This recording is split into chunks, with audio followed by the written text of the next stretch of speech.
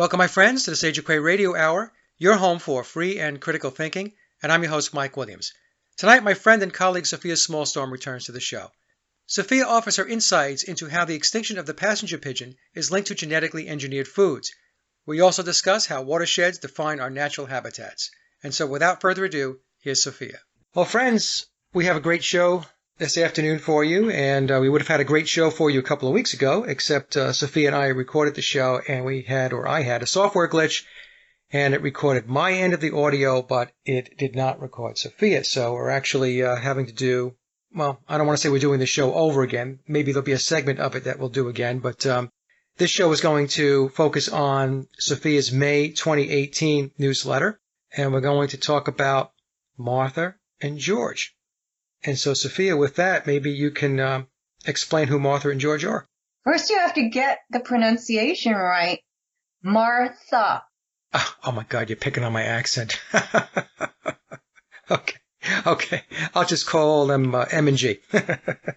No, Mike. Martha was what you were saying. I have a New York accent. I can't help myself. This is just a little exercise. It's an exercise in your face. Martha. That's it. Okay, that's the last time I'm going to say it. Chocolate. I don't say chocolate. I don't say chocolate or coffee, okay? I say chocolate and coffee. That I got right. Just take that in stride. It's because you're a good friend. Okay, so let's talk about the birds. All right, so, North America used to be a continent which could boast the largest number of birds in a species worldwide, and that was the passenger pigeon. And they numbered 3 to 5 billion, and they were here not that long ago. And today, almost nobody has heard of them. I go up to people now that I read this, and I have to say that I had heard of pigeon pie as a dish. Had you? I have. In fact, I think in some of the old movies and stuff like that, they would mention it, and I really didn't know what they were talking about. So there used to be a lot of different bird species available at the markets. You could get partridge, pheasant, quail, even blue jays. And today, what do we have? Chicken and turkey. Right. But anyway, I am a vegan, and this part of it doesn't really interest me as a gastronomic delicacy. But I was stunned to hear how these pigeons were treated. They were called passenger pigeons from the French word passager, which means to pass by, to pass. And that's what they did. They just flew past, and they were so great in number that you could actually shake a stick within the flock, and they'd fall to the ground. You didn't have to be a good shot. You could just throw some buckshot up there and you nail a bunch of them. They would roost in trees, and there would be so many of them in a roosting, maybe 1 million even, or hundreds of thousands in a roosting. They'd take over entire forests, and they'd break all the branches of the trees. Americans sold them 6 for a penny in the markets of Chicago and New York. And the way people handled them when they fell to the ground, there were people who would literally crunch their heads off with their teeth. Right, I read that, yep. And snap their skulls with their thumb and forefinger. And then they were shipped. The telegraph and the railroad enabled let's just call it for now, the decline of the passenger pigeon, because word would be telegraphed as to where a roosting was taking place. And then hunters would jump on the trains and rush over there, shoot them all out of the sky or trees, and then they would be packed in barrels on ice. I'm still trying to figure out where exactly they got the ice. But anyway, the ice box was invented at that time. They would be packed in barrels, shipped off to the markets of the cities. Loads of them would be left on the ground. They were fed to the hogs. A lot went bad in transit. And in the end, there were none left. I know, and we're talking about billions and billions of these birds. Yep. And the last one was called Martha, and her husband or mate was called George. and they lived in a cage. This was in the early 1900s in the Cincinnati Zoo. George died in 1910 and Martha died in 1914, the last member of that entire species, 3 to 5 billion. What caught my interest, Sophia, when I read the newsletter is, just the sheer magnitude of the amount of the birds. And, to kill that many creatures is like an all-out assault. And as you mentioned, they would break their heads or crack their heads with their teeth. It was very barbaric in a way. And not even maybe in a way, it just was barbaric, the way they went about it. And I'm not a vegan, but I don't eat meat. It bothered me a lot. To be honest with you, as I was reading through this, I was thinking to myself how really crude this whole thing was. And so by the time 1914 rolled around, billions and billions of birds were just gone. It's amazing. Right. And, Americans never even dreamed that the passenger pigeon would go extinct. What did I say? Instinct? Oh, maybe we should do a little. Hold on a second. Extinct. Yes. Hurry up. Give me a swat. I deserve. Okay. So there is a term in economics, social economics, you could call it, called tragedy of the commons. And this was coined by Garrett Hardin in the 60s. He wrote an article titled The Tragedy of the Commons, and it was based on the lectures and pamphlet of William Forster Lloyd, who was a British economist in the 1800s. And this concept of tragedy of the commons is about the overuse of a common resource. And I thought of tragedy of the commons when I was reading about the passenger pigeons. The enormous quantity of pigeons, nobody dreamed that they'd ever be deprived of passenger pigeons for meals. People ate them for breakfast, lunch, and dinner, passenger pigeons. And tragedy of the commons, in the famous Hardin essay published in Science, was in the context of a social dilemma.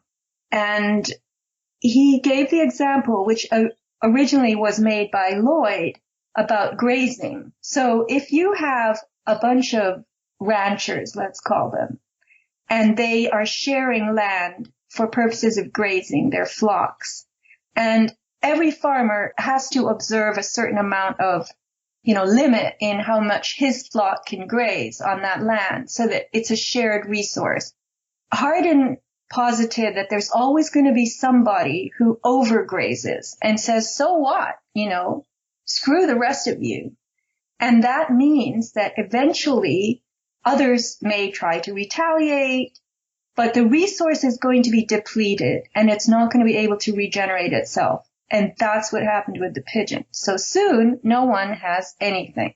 It's interesting when I read that too, because I was thinking of human behavior in another way, right? So it just seems to me that humans, for the most part, well, at least some humans, have an inability to be able to regulate and to do things in moderation and to extend common courtesy, right? And that's why in society we wind up with laws and rules and policies and stuff like that, because we have that faction that will do whatever it is they want to go do and just ignore the rights or the common courtesy to others around them, so that they can share these resources, right? So that to make sure that they do the right thing.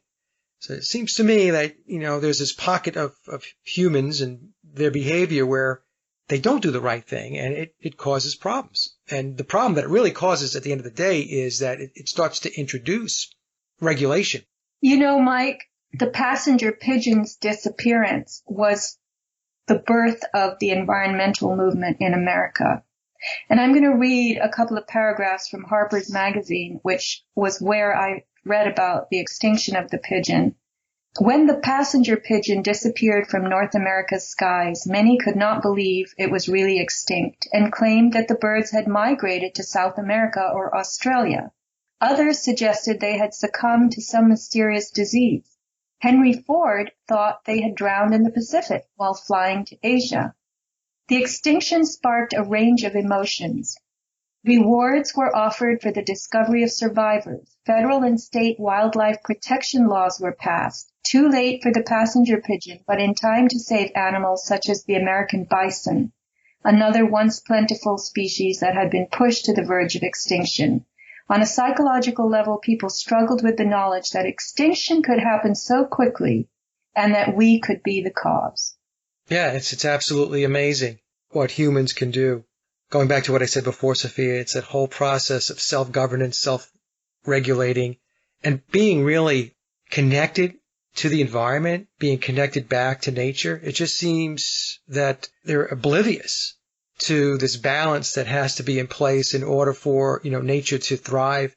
It seems like all bets are off many times. And I know we're going to get into this, but the whole thing with making money, greed, capitalism, whatever you want to call it, is a pretty big variable in why people behave the way they do. Mike, I'll bring in now, instead of at the end, my newsletter brings us in at the end, and I couldn't develop it enough because I was at the end, and I give myself 6 pages single-spaced as a rule, unless it's a double issue. So I came up with this concept of the other AI. So we know of AI as artificial intelligence, but money is an AI as well. It's artificial incentive. And when that hit me, I thought, okay, I was actually stuck on the newsletter for a week thinking I got to finish this thing. But I knew there was something brewing and I didn't really know what it was. So I just let my unconscious or subconscious fool around with these concepts that I had written about. I came up with this AI, artificial incentive. Now let's not forget that, but let's go to the chicken. So I have deduced that what man forgot to do with the passenger pigeon, he did with the chicken. So they had to replace the pigeon. So the chicken became the new pigeon, if you will. They started to, in order to do this, they had to pump the chickens full of antibiotics so that they would get this plumpness. This is not naturally how chickens, from what I gather from your newsletter, how they would grow and mature. So what we have really is a species that has been tinkered with. This is what's winding up on people's tables. I mean, it calls into question too, and I know a lot of people are already going to know this, but in order for them to be able to make these chickens into what they need them to be in order to sell them as food and put on people's tables, everything they're putting into those chickens, humans are going to wind up consuming. I know this is not in the newsletter, Sophia, but I wanted to ask you about this. But one of the things that I had read was with chickens is there's a lot of estrogen that is being pumped into chickens. And of course, when you eat a chicken, that estrogen is there and it winds up in the human body. Of course, it can have complications. If you eat way too much of it, because you're getting that estrogen, especially if you're a guy, and things can get a little weird. I think they use different agents for growth promotion. They use antibiotics for growth promotion. And somebody made a film a long time ago, a documentary from Britain called Supermarket Secrets. And they went to the supermarket and bought a chicken and then they centrifuged it. And it was 1/2 fat. Yeah. So I don't know if that was a bogus demonstration or not, but it could very well be that chickens not only contain antibiotics, but estrogens. But then they have been a pretty much, let's call it a genetically modified species since their origins as red jungle fowl in Asia, which were domesticated about 5,000 years ago. And the real chicken that people kept, now my deduction, again, I'm not educated in this, but I deduced that after the passenger pigeon disappeared, which was free-flying protein for Americans, they began to gobble up kitchen. Swat me! What's the matter with me? Chicken! I said, kitchen! Okay. Yeah, you see what's happening is you made fun of me in the beginning, okay? So now it's like, what comes around goes around. I'm okay, I admit it. I was mean, and this is my punishment. Oh, no, you weren't. Right, It was so funny. Chicken eggs. People kept chickens. Everybody had chickens. This was before people flocked to the cities. But when people were farming, lots of farms in America, everybody had chickens. Chickens ran around and they laid eggs and people ate the eggs. Some guy told me he had a few chickens just recently till he sold his house, and he said that they were guaranteed to lay 3 eggs a day. Just for him, a single person. So the chicken egg was a wonderful source of very inexpensive protein, and a lot could be done with it. It was very versatile. But the chickens themselves were scrawny, and they were muscular, and they weren't delicious. People ate the chickens, the hens, when the egg-laying days were over, and those chickens became soup in a pot, right? Yeah. So the roosters were grown a few weeks, and then they were called spring chickens, and they were sold in the markets. But the hens were kept for the eggs, and no chicken was this fat white butterball that we see today on our plates. Breast heavy, and that could be where the estrogen comes in, it builds this very plump body of a chicken. So what created the chicken market in America? This was very interesting to me, not directly to replace the passenger pigeon, because I think the egg did that. It was the influx of Jewish immigrants through Ellis Island in the 40s that was the real basis for the modern chicken market. And I read this in Dr. Mercola's newsletter of February, where he interviews and quotes Marin McKenna. She wrote the book, Big Chicken, The Incredible Story of How Antibiotics Created Modern Agriculture and Changed the Way the World Eats. So this population of immigrants with a different religion, which religion forbade them from eating pork. Sunday roast, pork roast was the Sunday meal. And the Jews who came to New York didn't eat that. So they wanted a nice meal for Sunday, which actually a lot of them started to observe Sunday as another Sabbath. Theirs is really Friday. But there's the Sunday Christian Sabbath. They wanted a nice meal for that to go along with the American or Christian tradition. And they picked chickens as their preferred source of protein for that meal. And so chicken became the meat of New York City. And with this immigrant population coming in at such a speedy rate and numbering so many, veggie farmers, as I call them in my newsletter, produce farmers, shifted into farming chicken. And then in the 60s, you got this chicken hot dogs, chicken sticks, chicken nuggets. And these are all scraps of the chicken that were kind of glued together with really weird other ingredients. Processed chicken you had as well. And so the chicken, let's just call it the chicken smorgasbord, became tremendous. And then they vilified red meat. It's quite interesting as far as how this all came about. And I guess it was because, Sophia, what was the reasoning behind it? I mean, why did they have to find a replacement for the pigeon? Why did it have to be a chicken? I mean, was it because of the protein that was involved? That's what I was trying to figure out. Why did they have to find a replacement for the pigeon? Well, because the pigeon was such an inexpensive food source, and there was nothing really to match it until they started big agri-farming chickens. Yeah.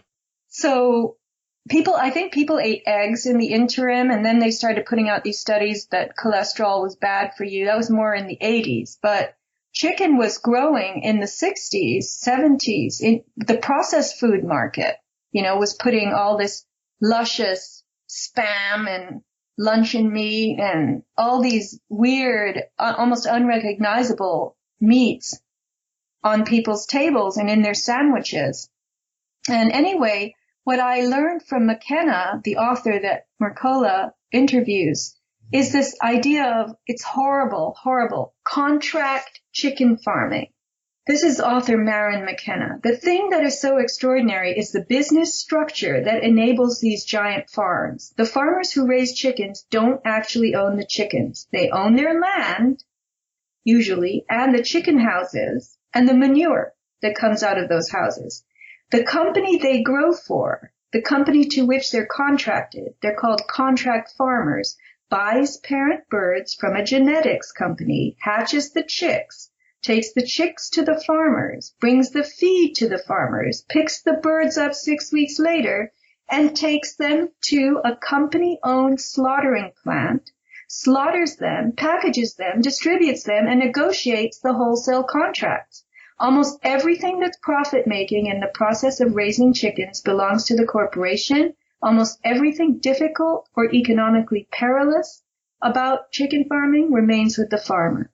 Yeah, so we're really getting into this whole money making, which you said before, artificial incentive money being that, because as we go through your newsletter, we're going to see that a lot of people tried their hand at working these farms, right? Because they saw it as a way to make money.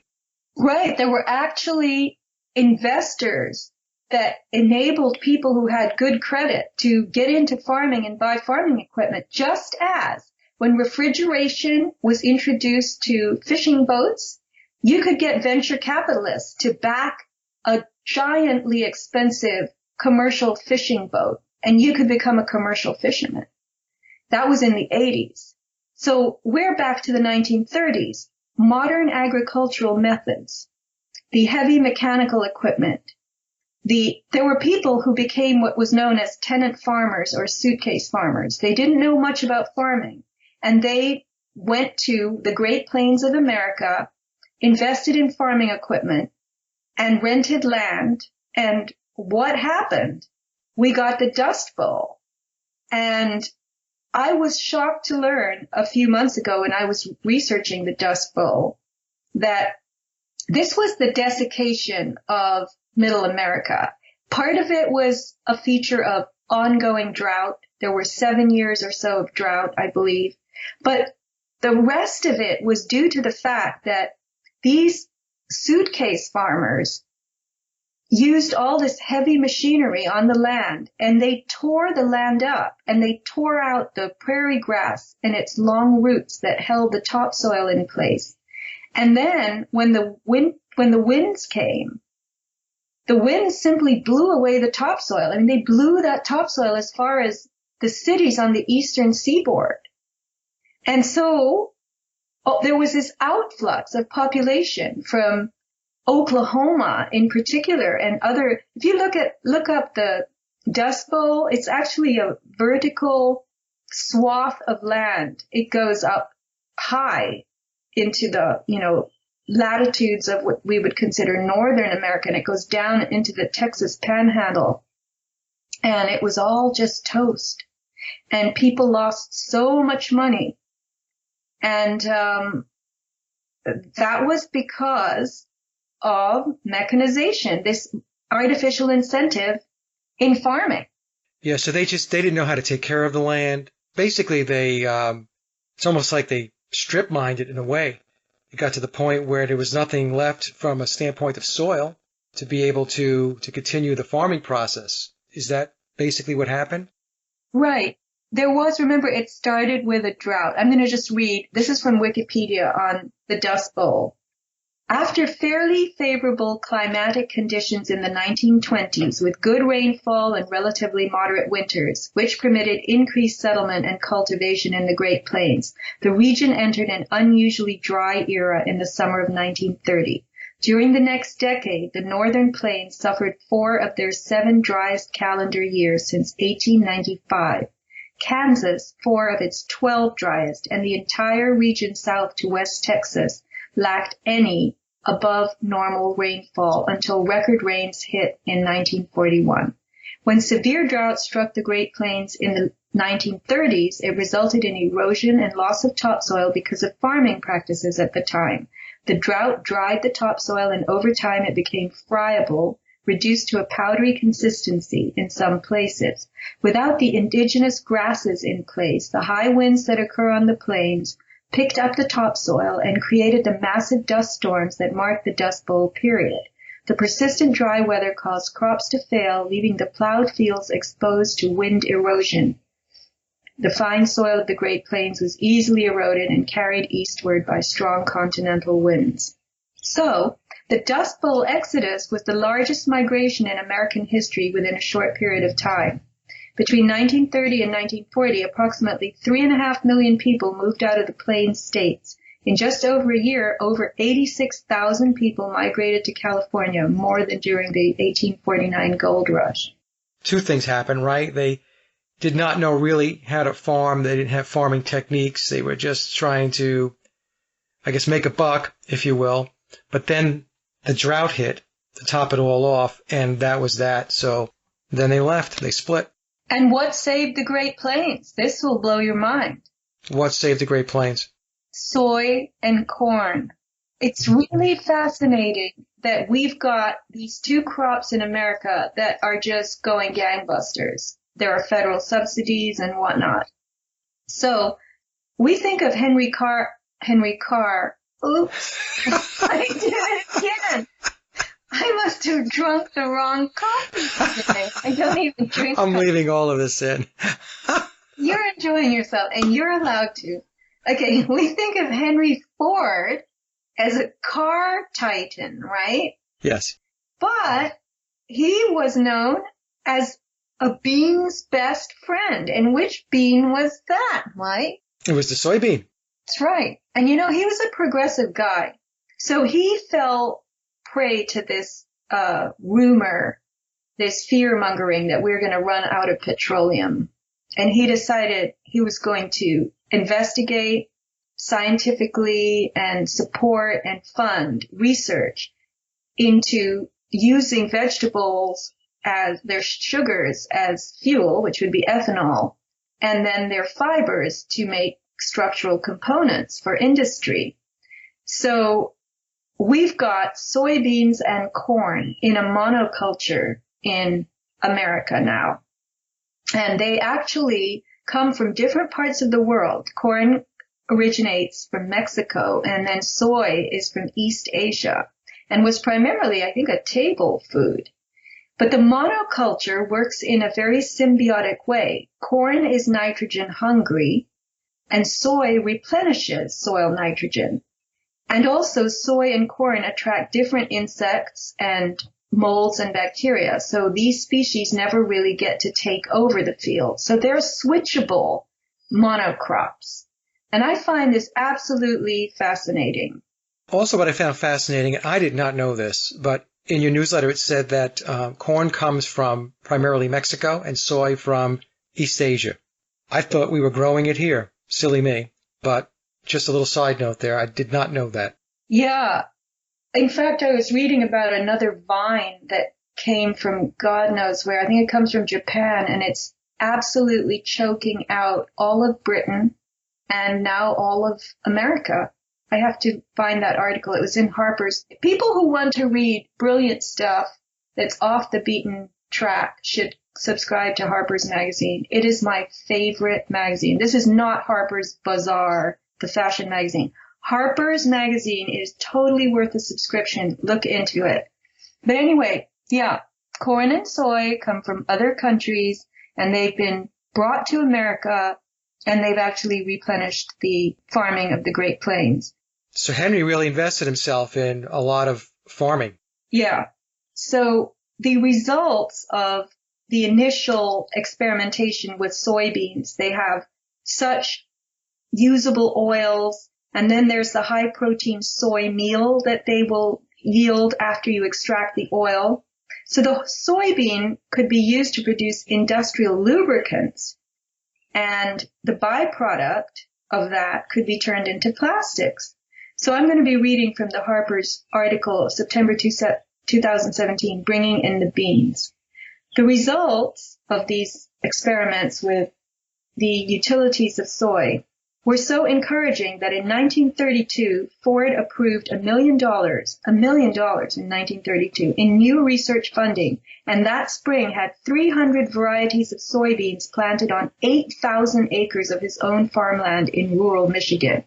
The next year, he expanded it to 12,000 acres, making him the single largest soybean grower in the U.S.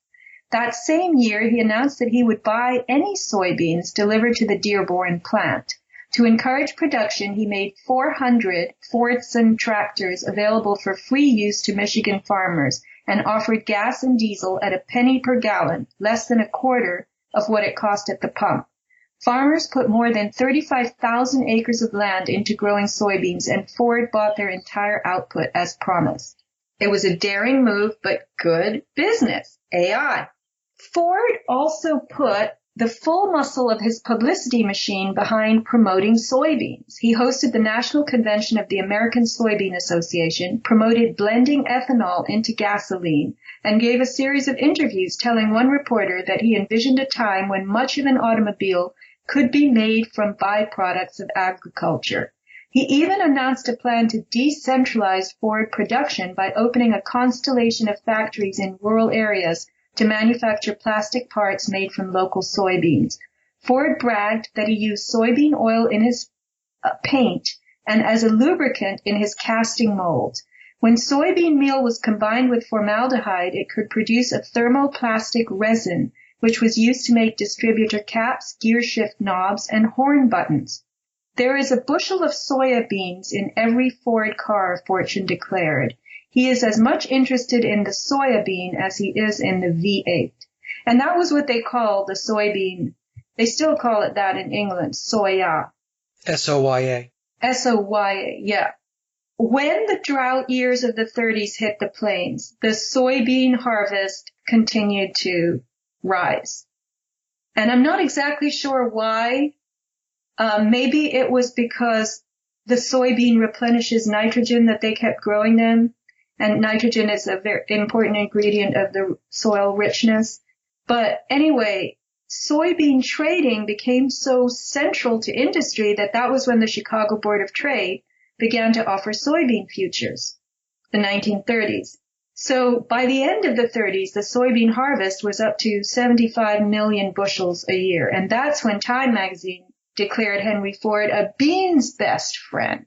A lot of people didn't know that Henry Ford was a bean's best friend. Oh, they just thought he was in the automotive business. So then, Sophia, he died, right? And then things kind of changed for the soybean business after Henry passed away in 1947.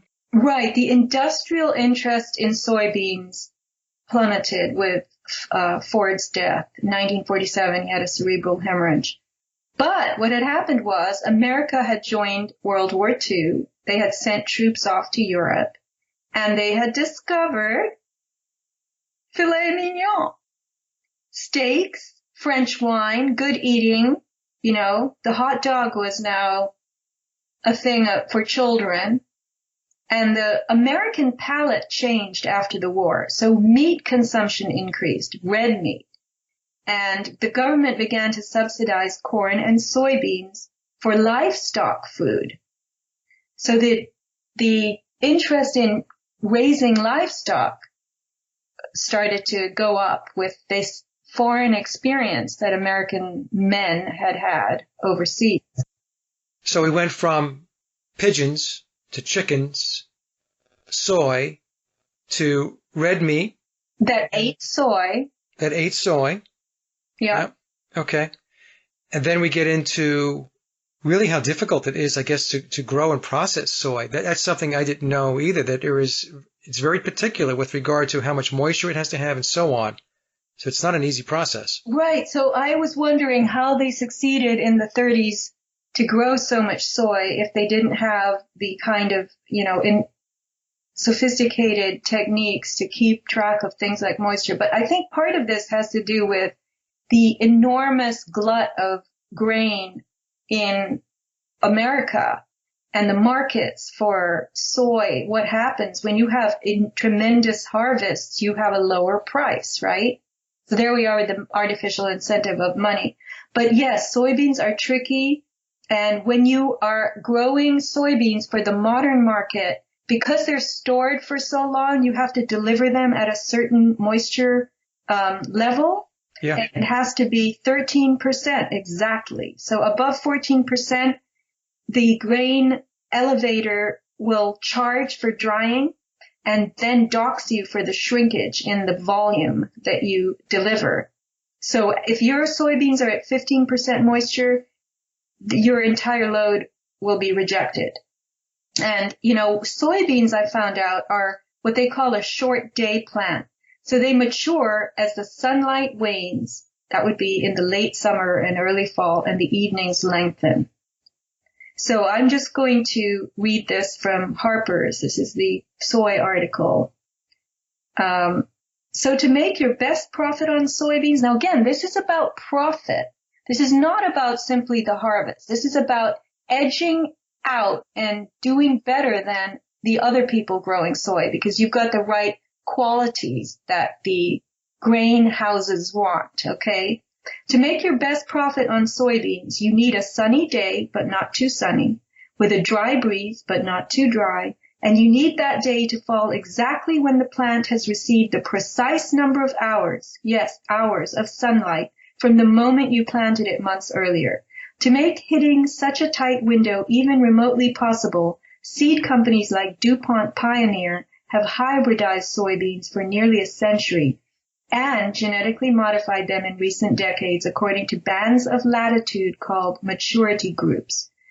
They number these photoregions from 0 in the northern growing zones of Canada to 7 in the light-drenched flatlands of Florida. Nebraska is almost exactly divided between groups 2 and 3. So most farmers here plant both varieties of soy, the one that you would plant for group 2 and group 3, to spread out their risk. But some dairying farmers will guess as to what the weather holds for the growing season and plant more of one group, hoping for higher yields and higher returns. But when you get a high yield, that's too many beans in the market and the prices drop. So it's very, very difficult. This is, again, the complexity and the perilous risk for the farmer and the futures markets and all the people trading and, you know, commoditizing these forms of food. They make the money. The poor farmer is sitting there holding the bag when the weather does something unexpected and he doesn't get the right yield at the right time for the market. I mean, this really sucks because it's no longer driven by, is this a food? It's driven by how much of this is there and how much are people willing to buy? And then there's the exportation of soy to other countries and the political punishments that the United States has inflicted on other countries by holding back the soy export. I didn't even get into that. You had a segment in here that had to do with this guy, this farmer Rick, who was trying to do organic, and I guess he folded his cards, right? Right. It was easier to go with the flow of commodities and stick to GMO soy than it is to raise, as he had tried, grass-fed Black Angus beef and organic corn. This is what he was trying to do.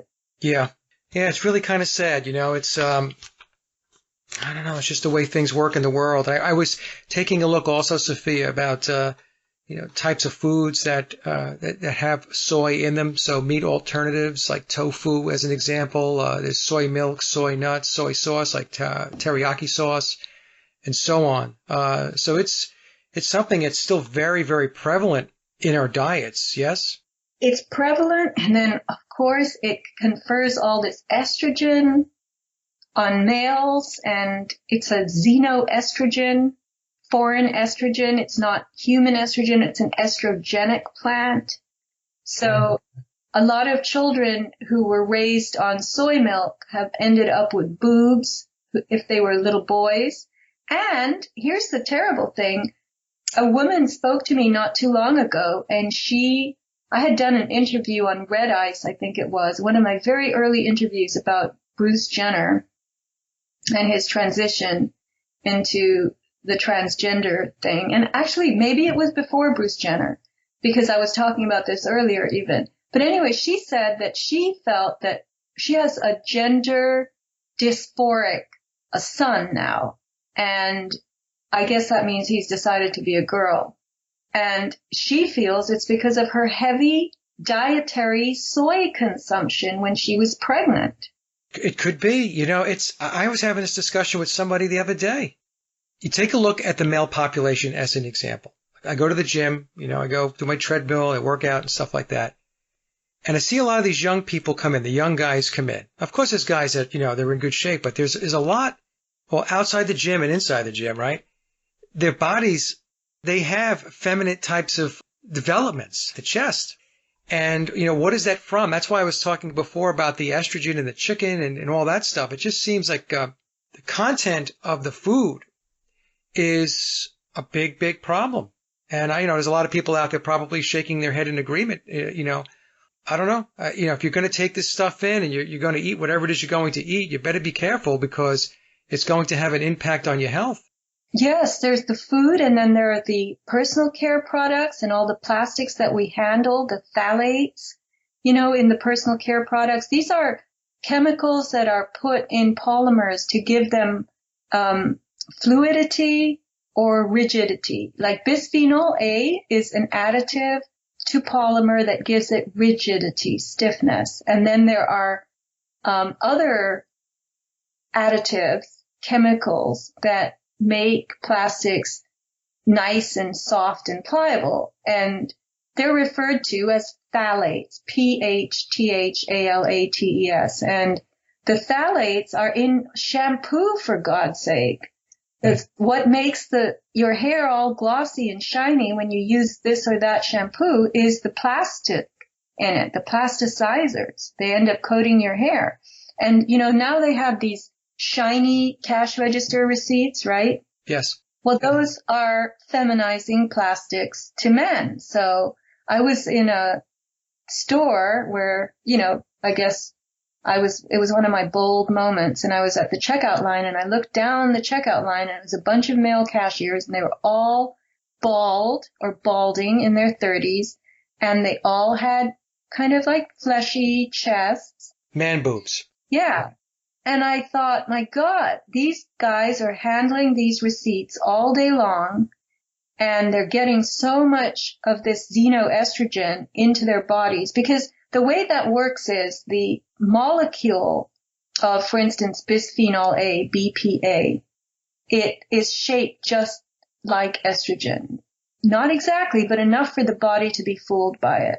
So when the body gets a molecule that is a lot like estrogen in shape, when the cell receptors lock in or lock onto that, then the testosterone production drops because it's like a scale. It's give or take. So when there's a lot of estrogen, the testosterone stops. When there's not so much estrogen, the testosterone is raised. So this is why I think men are being feminized by these plastics, along with, as you mentioned, the foods. And the feminization of men lowers the resistance level of society in general to the programs and projects that we are all being, we're victims of these experimentations.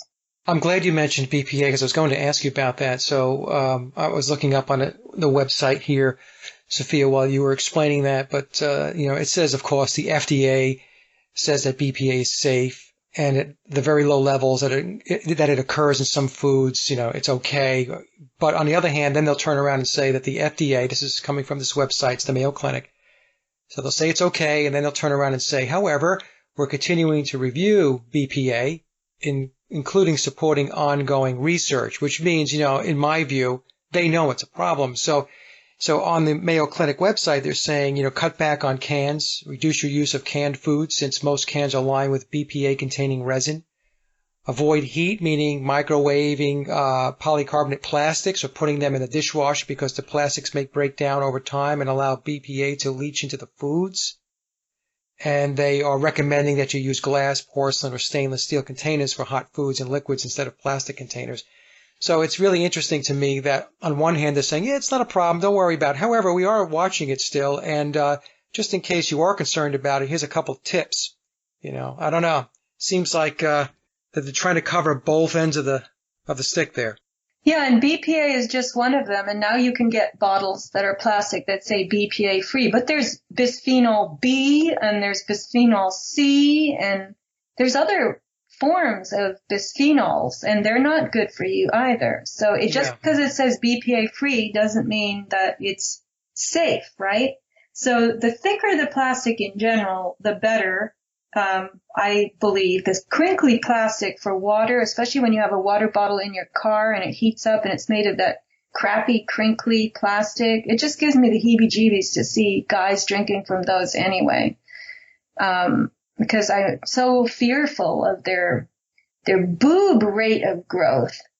But anyway, Mike, I'm watching you. You're a little bit stumped as to my line of thinking here. No, I'm listening. I'm not stumped at all. I'm just, as you're speaking, it's all over the place. I know we're getting into a man boob discussion, folks, but I didn't mean to get there. But I mean, we have to take a look at what these products are doing to people. I go back when I was a kid. I mean, there wasn't guys walking around with man boobs. I'm sorry, they weren't. And today it's very, very prominent. Anyway, I guess I'll stop talking about man boobs now. We could talk about something else. Well, we're changing as a species or genus. We're changing, and we are generationally becoming different. It's a little bit sad, but the successive generations aren't going to be thinking that it's sad. They're going to enjoy their man boobs and embrace them. I mean, we're going to start seeing ads on TV and support groups for that, right? Yeah. Men will start wearing bras, fashionable to walk around with. Well, it might go the other way. If men can show their boobs, women will as well. So why have any covering at all? Oh, that's a good idea. I haven't thought of that. Okay, it's okay then. Or maybe it'll be restricted to size. A certain size, you don't have to cover yourself up. Yeah, I don't know. It just, I don't know. I'm getting on the whole like fitness thing here. You just take a look around and just in general, people are just not healthy. They are not healthy. Of course, there are people who are, but there's a big piece of the population that they're not healthy. The butt crack, that is what gets me. Because I see these families in California, and I don't know if this occurs in other states, but you'll see the father, he won't be very old, and he'll be walking in shorts with his feet pointing out in his flip-flops. You know that foot plant pattern that point out? Yeah, and he'll have a duck. He'll have butt crack showing. And then he's followed by a couple of little boys, and they're dressed the same, and they have flip-flops, and their feet are pointing out, and they have the exact same gait, and they have butt crack showing. Yeah. Oh, this is really giving me I'm going to have a nightmare tonight. No, I know exactly what you're talking about. And what gets me is that people they just seem to be oblivious to it. I don't know. I don't know. There's a whole mindset, I think, that is evolving. Actually, and I shouldn't generalize like that because, of course, there are people who are very much focused on their health and their fitness, but I think that's a minority. The vast majority of the people are not very focused on their health, whether it be physical or even their emotional or mental health. Anyway. Well, Mike, I have to say in their defense that in the old days, you didn't have to do much about your health. It was kind of part of the let's just say that the benefits of being healthy were conferred by the way you lived your life. People worked harder in terms of farming, physically harder. And now in this sedentary world with all these dangers, I mean, the world we live in is fraught with perils. And unless you're educated as to what those perils are and you can navigate your way around and through some of them, you're going to be an unhealthy specimen because it requires education and a certain level of intelligence to deal with preserving your health. Whereas before we didn't have to have that level of intelligence and focus and attention and all those personal protocols that we have today. There was a lot more outdoor activity. I'm going back, Sophia, from when I was a kid. I remember my dad working outside, on the weekends. There would be a lot of yard work he would do, mowing the lawn, doing stuff like that. And as kids, we were always outside doing something. We were running around, playing with our other friends, playing softball, playing football, basketball, whatever it may be, on our bikes. We were always on our bikes, riding wherever. We would go for the day. Parents, they didn't worry, just come home for dinner, and everything was okay. So you're absolutely right. I mean, there was so much more movement, and people weren't staring at their phones or staring at their computers, or the adults, for the most part, they had work. A lot of, I guess, back in those days, a lot of the guys, many times during my generation, the moms stayed at home, or maybe they did a little side job or whatever, but the fathers were the breadwinners, and a lot of them were doing, work where they were working outside. There was a lot more manual aspects of their activity at work. And there was housework, and we didn't have automation of chores. I mean, now we hire maids.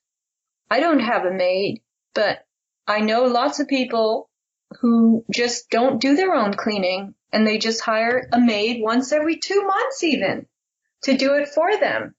But really, what I want to get into now is the idea of the regions that we live in, the watershed. Can we get into that a little bit?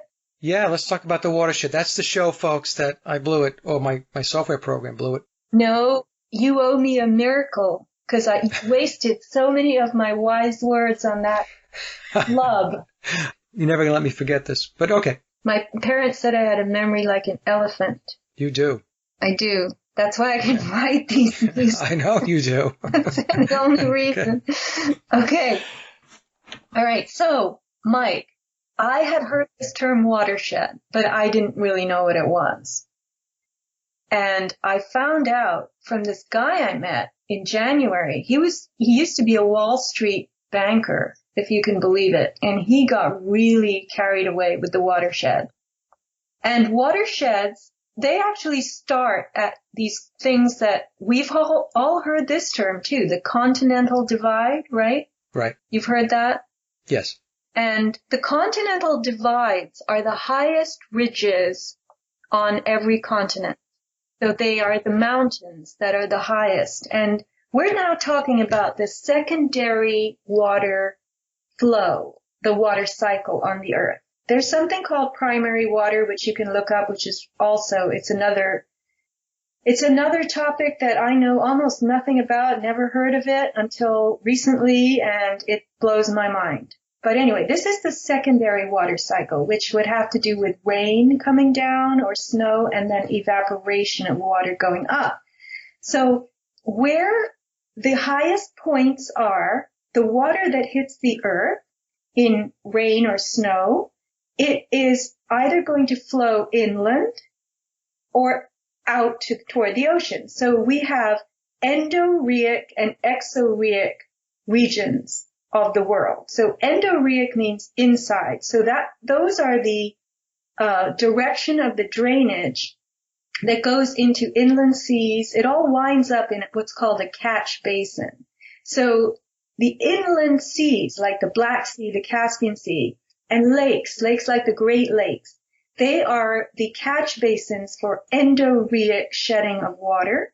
And then you have the oceans as the catch basins, or rather the lagoons, and those are the true basins, and then it all flows into the ocean for the exorheic regions.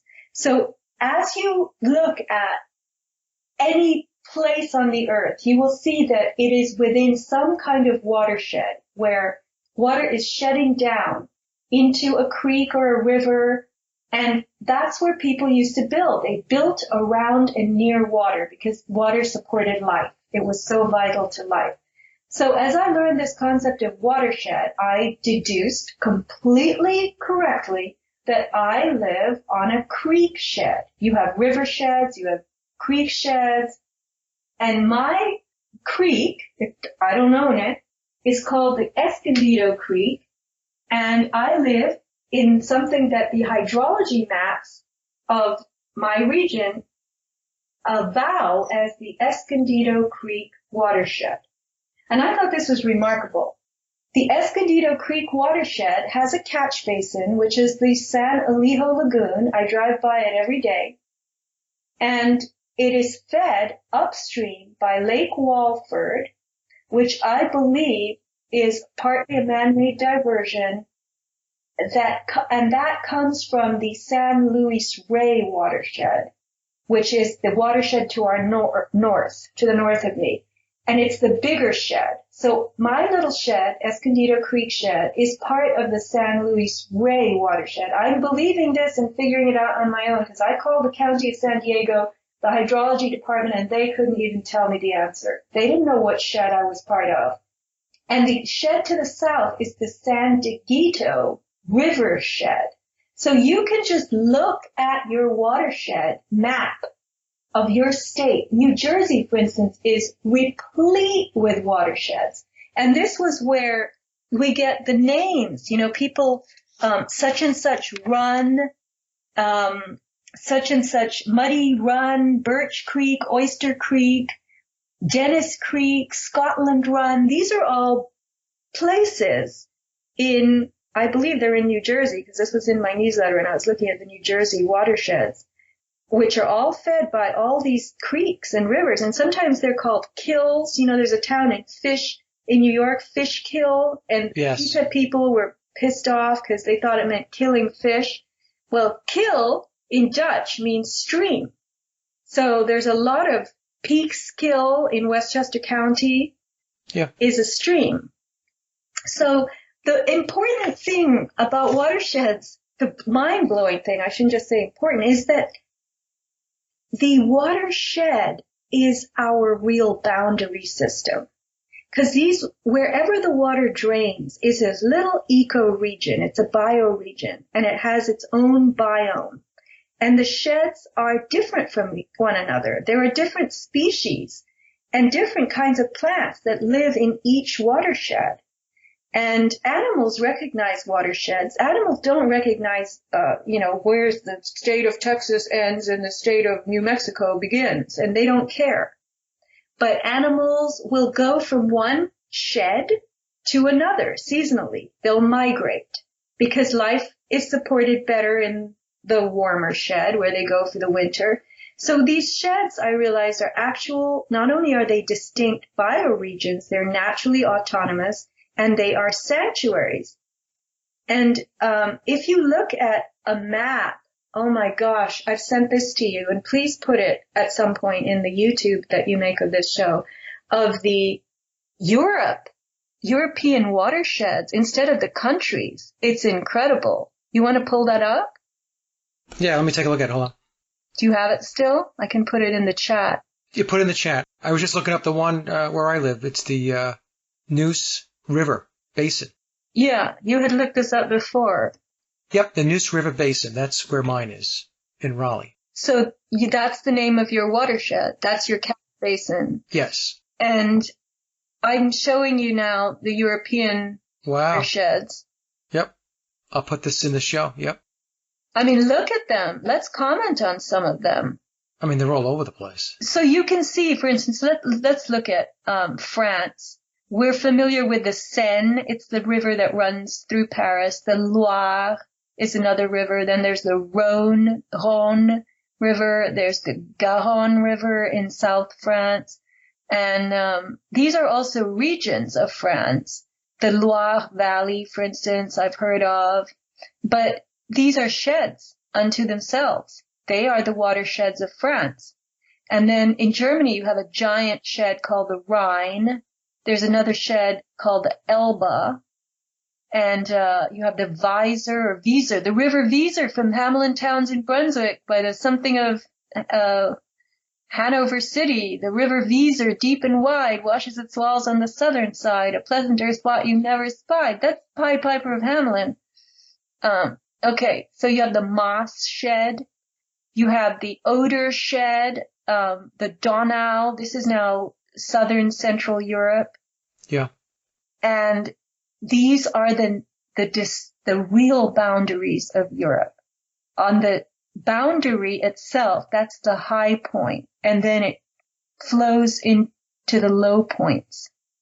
So these are our natural boundaries, right, versus the artificial constructs we have called countries and stuff like that. This, if they really left it to nature, this is what it would look like. Right, and these are all different bioregions. So The idea being that you have lots of different species in a shed. And if you had consciousness of the shed you lived in, you would be proud of it. People would say, where do you live? And instead of saying, well, I live in Encinitas, I would say, I live in the Escondido Creek shed. And people who go to Portland, Oregon might be welcomed by a sign that says, you are now in the Columbia River watershed. Yeah. Rather than this is Portland, Oregon, right? Right. So if you're driving, instead of Raleigh, it would be you're in the Neuse River Basin. That's right. And now what really kind of amazed me was I started looking at the Long Island Sound watershed. It's 10 million acres. And it starts east of Quebec in Canada, because this is the dribble of the water. It runs south on either side of the Connecticut River, because it runs into that river. Mm-hmm. And then it runs through Vermont, New Hampshire, Massachusetts, and then Connecticut, because the Connecticut River starts north of Connecticut, and it picks up two smaller watersheds, the Housatonic River and the Thames, which is in Rhode Island. And then it grabs the drainage basins of the mainland coast, Westchester County, and Long Island. So the Long Island Sound is the catch basin for 10 million acres of land. And it's dying. And why is it dying? Because of the crap that people are putting on their land, which is partly industrial, partly farming, chemicals and fertilizers, and partly it's stuff like what you use on your lawn. Yep, it's all the chemicals used on lawns and whatever people are dumping into the ground or dumping into the water, right? Right. So the residents of Vermont and Canada are contributing to what's in Long Island Sound. They have a responsibility to keep the Long Island Sound healthy by what they put in their water and what they use on their land. And that's where, people have a disconnect. They think, I live in Canada, why should I care about the Long Island Sound? And the Sound is a disgusting basin now. It is bright green. When I used to swim in the Long Island Sound, I had a friend with a little boat, and we'd go out, and we'd have to now this was 1980s, we'd have to stand and wait for streams of garbage to pass us before we could dive in. And we thought that was gross. Yeah, well, I spent a lot of time up there too, Sophia, because I'm originally from Long Island. So I never thought the Long Island Sound when I was growing up, again, going into the 1980s and stuff like that, 70s and 80s, was very clean. You would think that in deep water, it's clean. And it isn't. I know it's not, right. And actually my friend lost his anchor and he decided he was going to dive for it. And I had to direct this dive a little bit. And he kept going down and coming up and going, you're not going to believe what I'm seeing. I'm seeing so many automobile tires. It's disgusting. This is the floor of the Long Island Sound. But anyway, that was back in the 80s. So now we've got all this erosion even from land development. I mean, there's so many factors, chemical spills. And we've got, of course, the GMOs, fracking, chemtrails. So the guy I met has put up a website called the SalishSea.org website. And the Salish Sea was actually a term, SALISH, that was created in 1988 by a marine biologist called Bert Weber. And he wanted to raise awareness about caring for that ecosystem. So the Salish Sea Shed it encompasses Canada, Vancouver. I'm going to look at the picture of it here and I'm going to put it in the chat for you. But it is immense as well and very diverse. I mean, it has 17 different Indian tribes in it or something like that, and all these different ethnicities now, and people from China have come to Vancouver, India, and these people are all living in the Salish Sea Shed, and they should know about it. I mean, Seattle is in the Salish Sea watershed, Olympia, Washington, Bellingham, Washington, Vancouver in Canada, and then you've got the Straits of Georgia, the Strait of Juan de Fuca, the Puget Sound, all these islands, the San Juan Islands, the Orcas, And this is from where the Navy, captured and kidnapped all these whales, killer whales, and dolphins, and transported them to places like SeaWorld.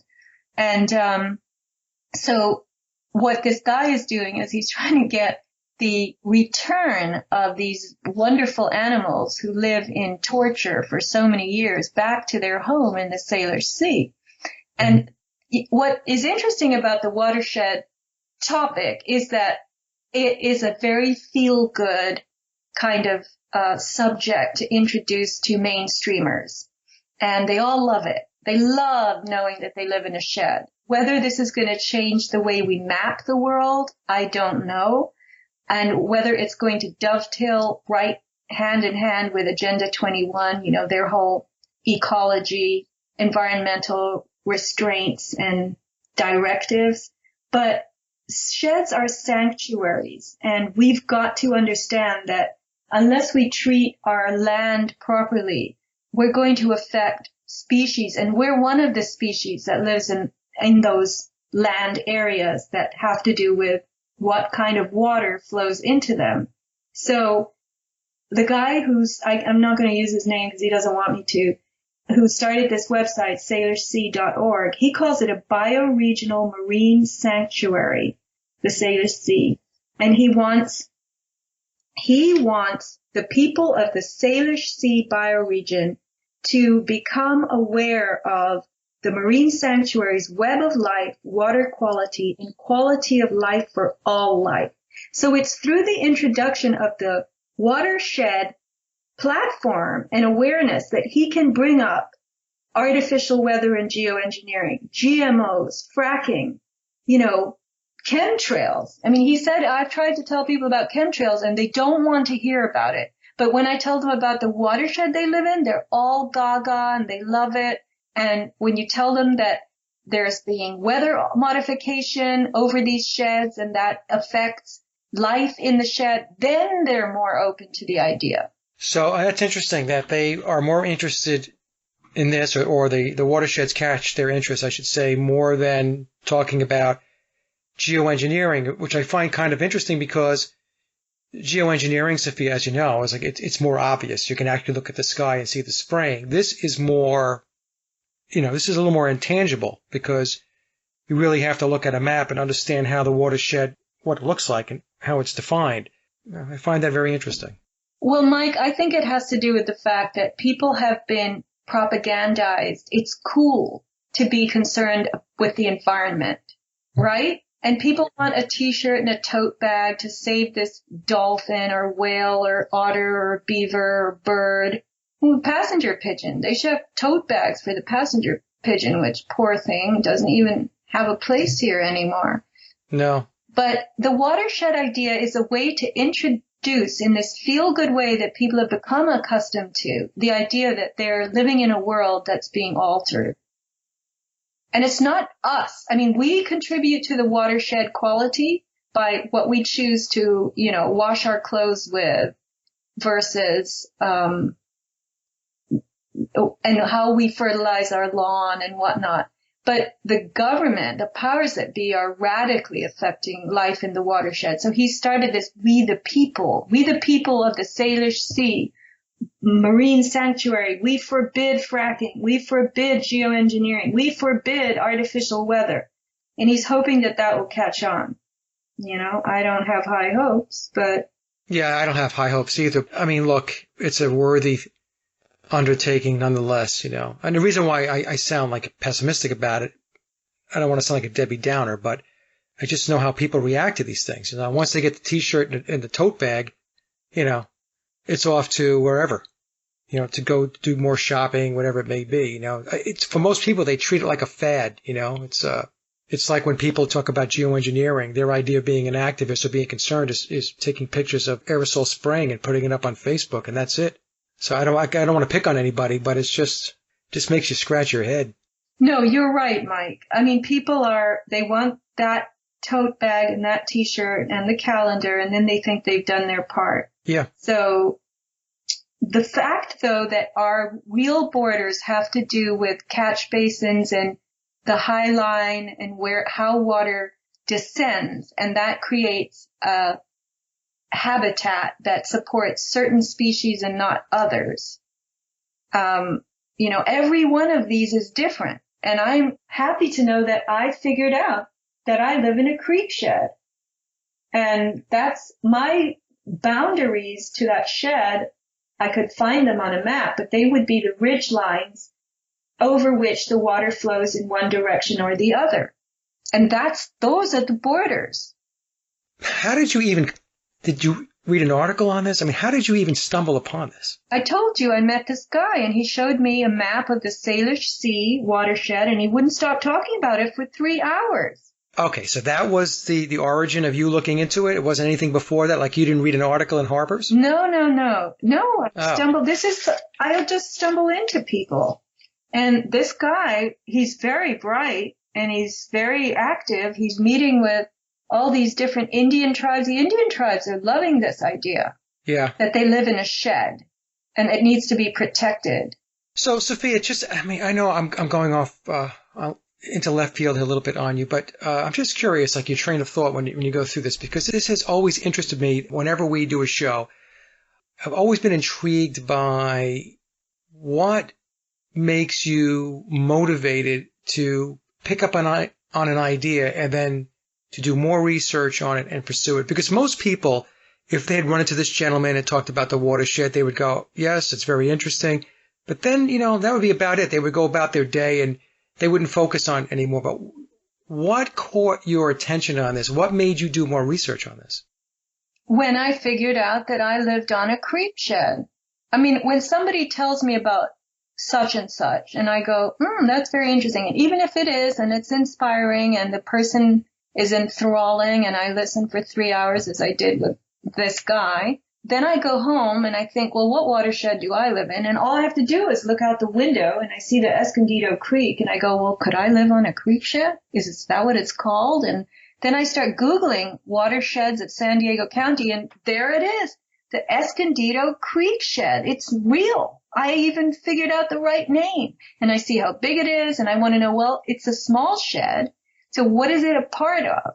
I find out that the lagoon is the catch basin, which, by the way, they are dredging because they want to make more off-ramps for the Interstate 5, and they've dredged up all this sand from the lagoon bottom. They call it, you'll laugh, nutrients. They built this huge, ugly pipe, miles long. The thing was literally like almost 2 feet wide.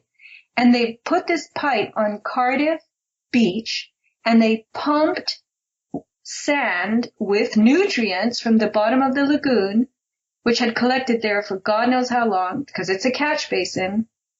They pumped this sand onto the beach, and they were boasting about how great it would be, 300 feet of white sand, and it did. It dried up, and then they put more of it on South Solana Beach, which is a different watershed. So they actually took material from one shed and moved it to another shed. And I was told that this was 80% water from the lagoon and 20% sand, and all these nutrients, which are, forms of,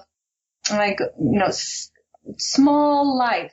I forget what they're called, but they're the equivalent of, I think they're called flagellates or something like that, plankton, and that's sea related, but there's a word for it in fresh water, and I can't remember, and a lagoon is a mixture. But anyway, the nutrient content has drawn all kinds of little bait fish to our shores in the last few months. And those little bait fish are followed by bigger fish, and they'll be followed by thresher sharks and whatnot.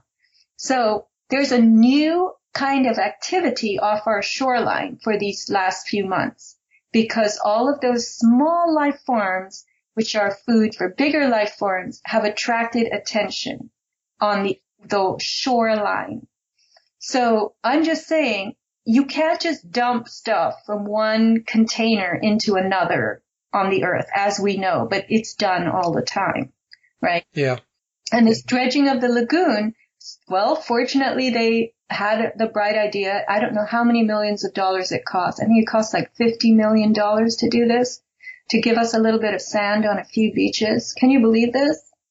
And they were working 24-hour shifts, 24-hour shifts all night and all day to get this done by the time summer started. And it is actually done. All of this just really just solidifies the fact that just about everything is some artificial construct, isn't it? Everything has artificial boundaries. Is there anything organic or real anymore that we operate within in this life?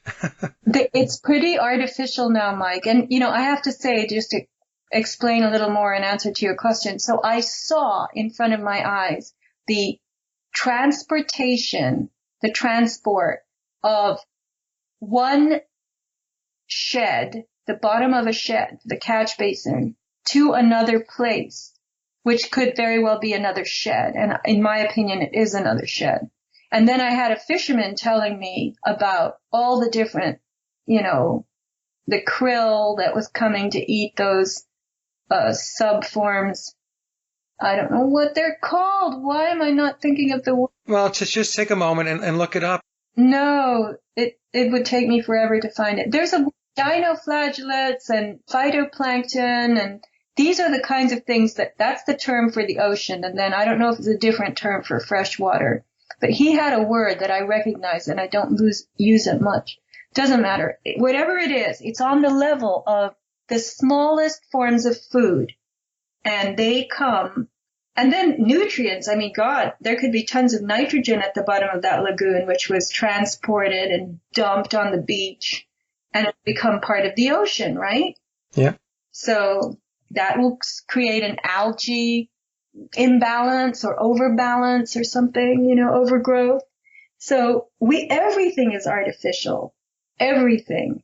Yeah. I mean, I don't know. I don't know. All we can do is to do shows like this to bring awareness and put the information out, and hopefully people grab onto it and they start to understand more about the quote unquote the reality that we live in, which is I don't even know. Don't even like calling it a reality. It's something. It's an experience or whatever. I don't know what to call it. But everything is just so out of skew. We've fallen away from the natural order, the way things are supposed to be organically, fake boundaries and, it's just unbelievable. It really is. So I hope that the audience is getting a lot out of this. I mean, even going back to the first segment of the show, the fact that all of those pigeons, billions of them were wiped out, just wiped out, and then how everything became all about genetics, genetically engineering, like the chickens as an example, right? And now we're talking about artificial boundaries that we abide by or that we're supposed to abide by, called states or towns or municipalities, versus the watersheds, which is really our real habitat, if you will, right? Right. Those are our eco-distinct regions that we live in, that we should be aware of and that we should be protecting and proud of being in. And they all have their own characteristics. So I know what it is. Cyanobacteria, diatoms. That was the word he used. Oh, how did you forget that? Oh, I don't use them much.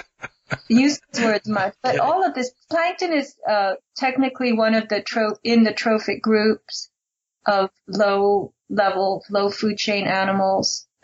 It's the big group. But then there's phytoplankton, zooplankton, bacterioplankton, and mycoplankton. And he used that word diatoms. So, diatomaceous earth, that's probably why I paid attention to it. Have you heard of that? No, you use words and you know things that I don't know.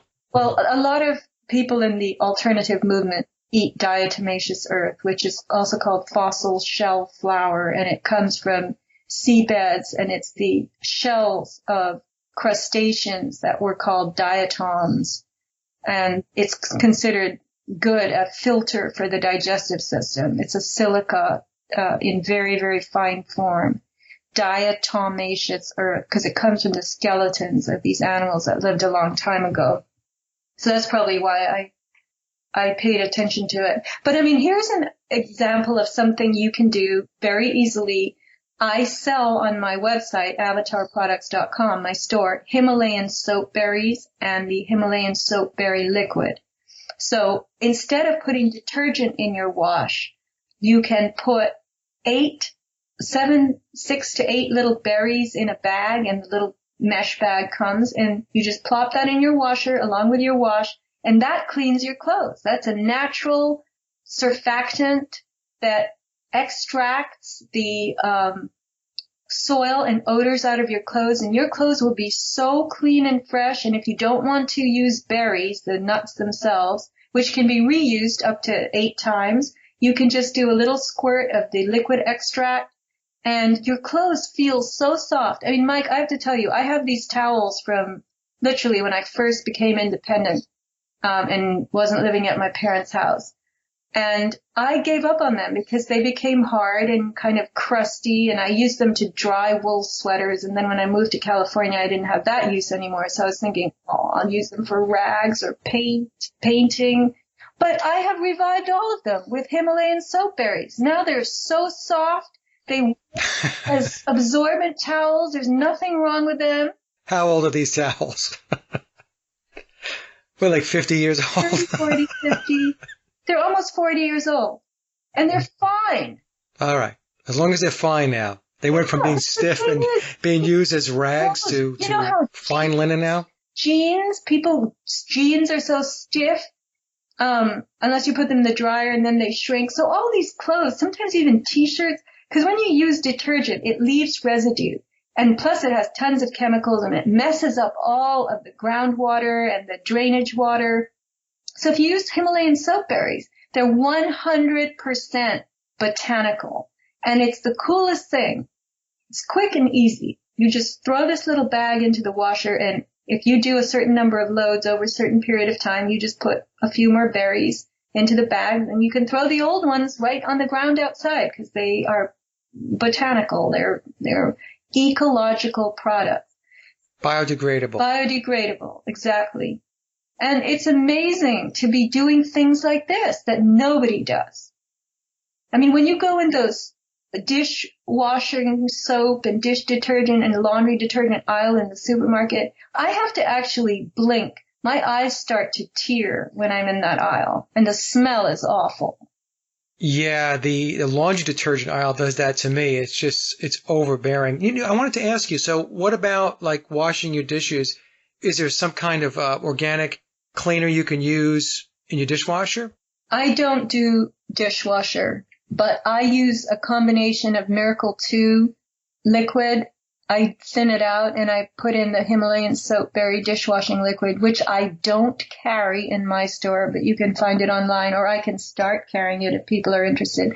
But I have found that a combination of those two, you put it in a separate bottle and you dilute it, add some water. It's the best cleaning agent for doing dishes. It just cuts through the grease, and I never have much grease anyway. I'm just so perfect. It's so amazing. All right, I'll shut up. No, you're doing great. Now, do we have more to talk about Watersheds, or did you want to talk a little bit more about some of your products? I would say let's focus on Himalayan soap berries. People should give those a shot. And let me just give you a tip.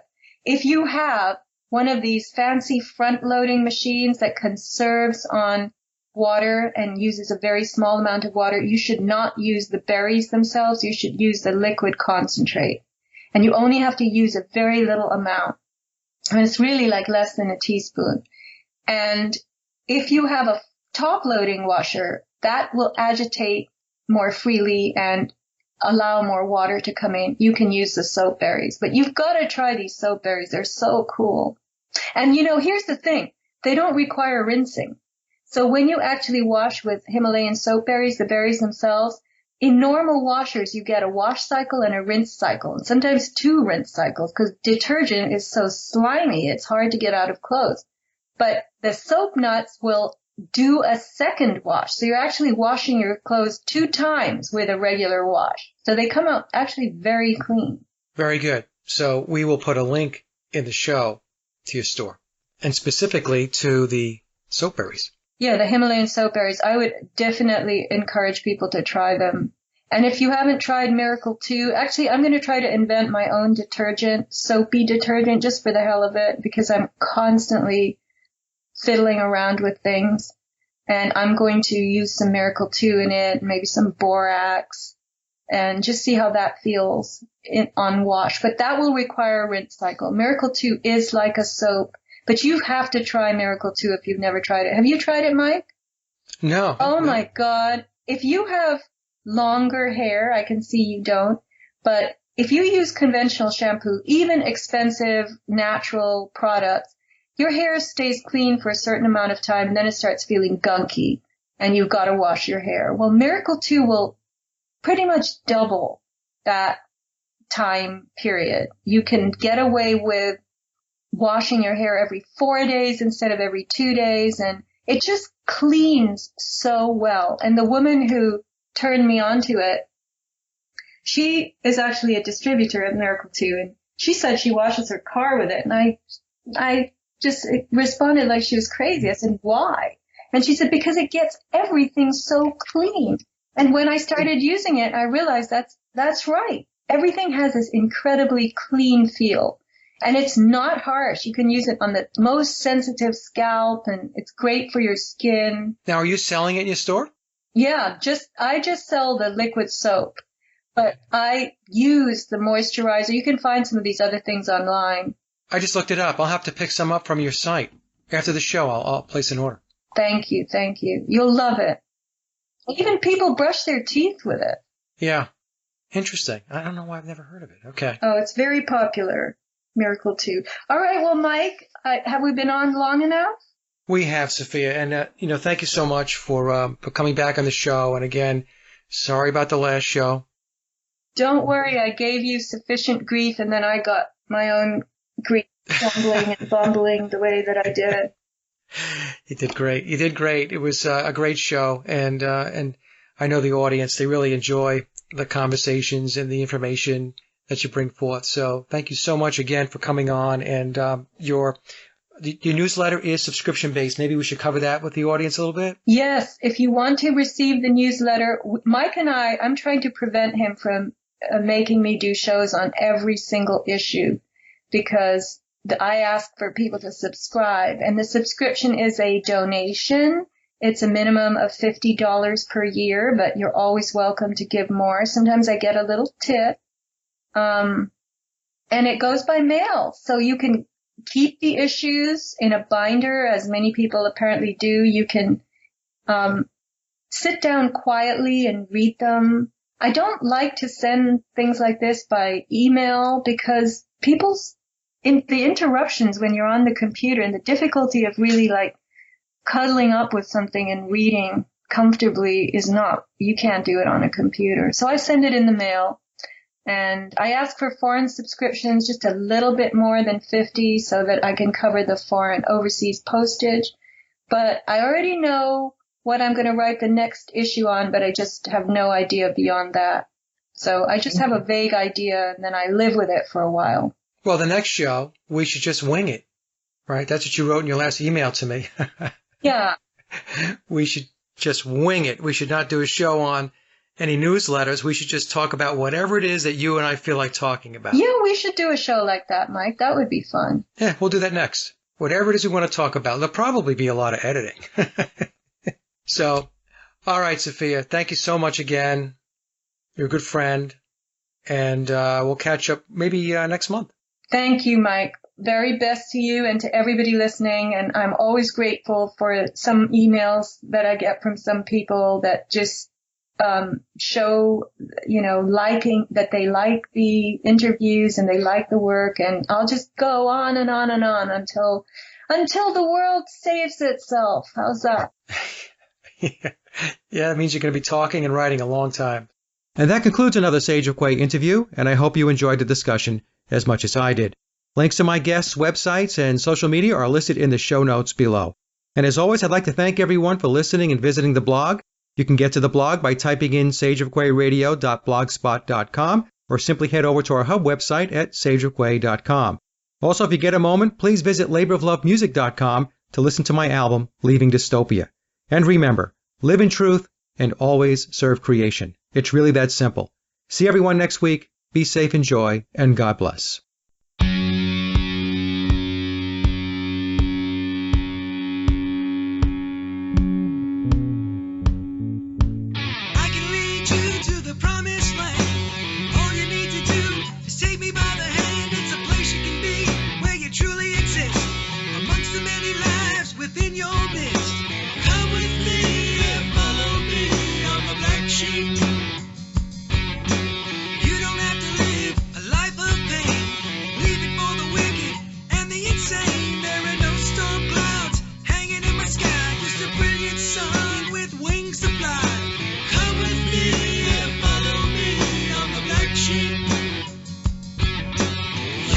Shepherd, you can be a